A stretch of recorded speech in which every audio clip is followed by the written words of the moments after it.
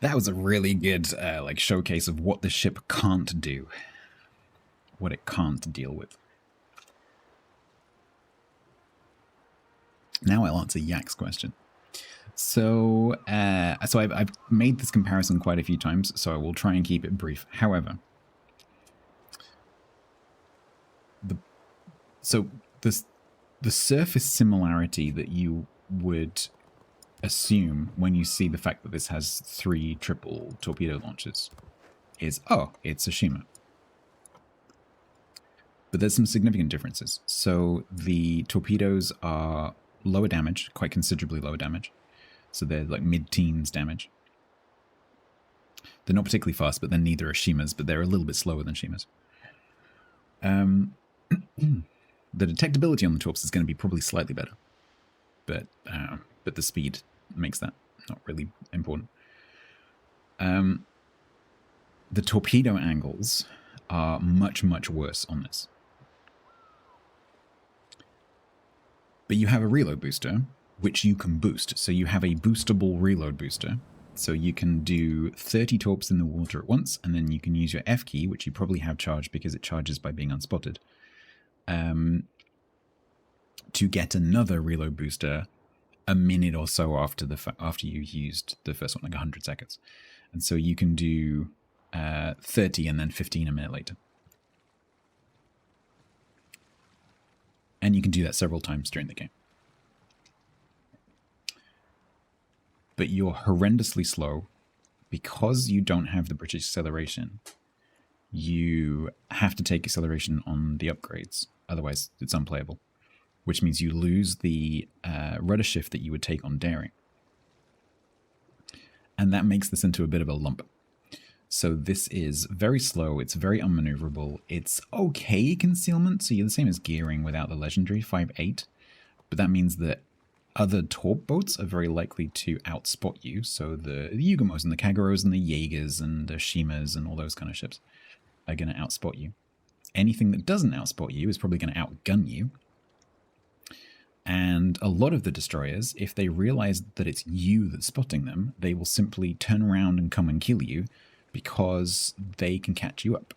And they know they can outgun you because while you have British turrets with improved AP, you only have 2 of them. And your reload isn't exactly amazing.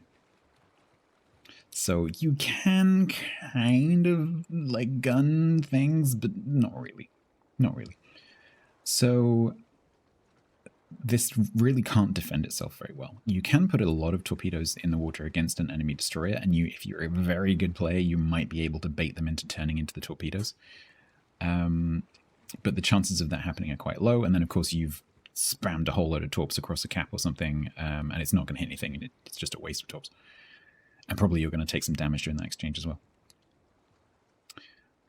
It has a heal, which is also boostable in terms of its reload time, and so you can get quite a few heals in, so that's very different to Shima because you can get some health back. It has a short-ish burst smoke, and so that's again different to Shima because Shima's got quite long smokes.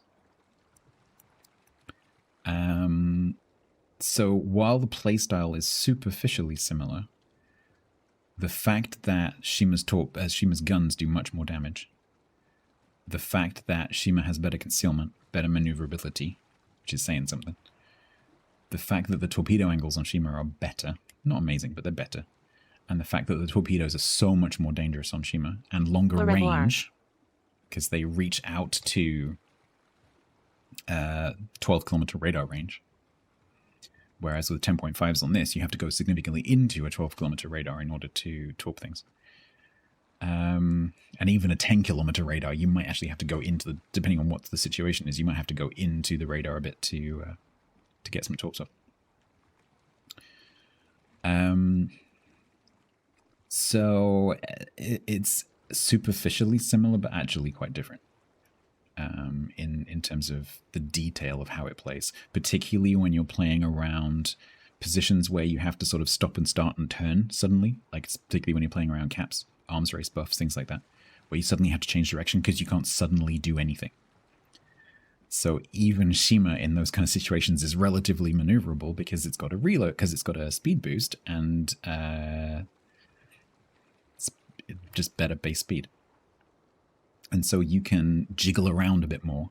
And because that combined with the better torpedo angles means that you can torp things while you're doing that. Whereas in this, the same as daring, you can't torp something while you're wiggling unless you go broadside to the direction you need to torp, which is very often not the direction you want to be going because it means you're going to be headbutting an island or heading in the wrong direction or whatever. And on daring, that's kind of acceptable because it has the guns to look after itself. It has the hydro to avoid torpedoes when it's putting itself into those positions. But this doesn't have those things. This doesn't have the maneuverability that they have, and it doesn't have the hydro to look after itself while it's making those really dangerous turns. And so it makes it very risky to play in those positions. It's much safer open water, but you still have to make these broadside sweeping turns to torp anything. And during those turns, you are heading in the wrong direction. You are effectively slowing your progress in the direction you want to go. And also, if you run into something while you're making one of those torpedo turns, that's going to be bad because you can't look after yourself. And so it's a very risky destroyer to play. And that makes it, can be quite frustrating because depending on which destroyer / submarine / hybrid / carrier is trying to kill you, it can be very difficult because you just have to keep backing off and backing off and backing off and backing off. And that tends to make the ships with you back off and back off and back off and back off. So yeah, it can be kind of frustrating. Although it is better being pushed because of the range and angle of the torpedoes. It is better if you're being pushed. But again, unlike Shima and Benham, which have better angles and so they can torp as they kite, when you're kiting a flank in this, you have to turn 90 degrees in order to torp, and that slows you down considerably, and it's not fast already. So if you're being chased by a fast cruiser or a fast destroyer and you're having to make these 90-degree turns to torp them, they're probably going to catch you up. So, and it doesn't have the base speed in order to relocate. And so if there's a battleship and you're looking at its nose, in a torpedo destroyer, you want to go around to an angle, like 45 degrees, 60 degrees, to try and get torps on its side. You can't really do that in this because it's too slow. The F key interaction on the TRB with La Pampa. Explain why it shows 16 at the end of the F key. Yes, so what it does is it reduces the reload time, but only for the duration of the F key. So you charge the F key using your unspottedness. Also torp hits, but most likely unspotted. So you stay unspotted, a bit like Almirante Grau. The longer you stay unspotted, the more it charges, and then when it hits the green, then it's charged. You can get spotted while it's green, and it won't dissipate once it's charged. And so what happens when you, like the other Pan American ships, when you activate the F key, it reduces the cooldown of all of your consumables, including DCP, by 85% for 30 seconds. And so what you'll see, so the cooldown on this is quite long. So it's, I think the base is 330 seconds, so 5.5 minutes base. You'll see that come down by 85% of what's remaining for 30 seconds. But then, of course, it jumps back up to whatever's remaining. Whatever percentage is remaining will go back up to it being a percentage of 290 seconds. So, so that's why you see it kind of like go down. So don't get fooled into thinking, oh, I'm going to get my reload booster back in 10 seconds, or oh, I'm going to get my smoke back in 10 seconds. No. You would get your smoke back in 10 seconds if the F key continued for another 10 seconds. But if the F key isn't going to continue for another 10 seconds, it's going to jump back up to 85, the full non-85% reduced value. So that's why you see it jump around. And that can be a little bit confusing until you get your head around it. Particularly if you're like glancing at the timers during a fight. Because you have to remember to glance at the timer and then glance at the F key. See how much longer is left to run on it. So yeah, that can be a little bit tricky. But it's quite nice because it's not just a booster for the reload booster. It's a booster for everything. And so, like in that last match, like I really, really need a DCP right now, and my DCP is on cooldown. Oh, my F key is available. Pop the F key, and I get my DCP back. So for that kind of thing, it's really cool. I'm about to be spotted. My smoke is nearly off cooldown, but I need it right now, and I have my F key available. Pop the F key. Because there's no limit on the number of times you can use this other than time. It's not a uses type consumable. And once you've activated it twice during a match, and if you're using Lisboa, he gets the 20% bonus activation after 2 goes. And so then it gets even quicker. Does it reduce load times? No. No, it doesn't reduce your armament.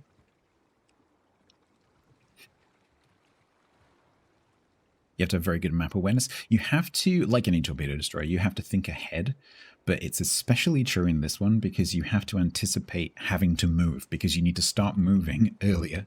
Because if a plane turns up and starts to attack you, for example, if you're not already moving, unless they're a terrible player, they're going to hit you. Because you barely start moving by the time they make their attack.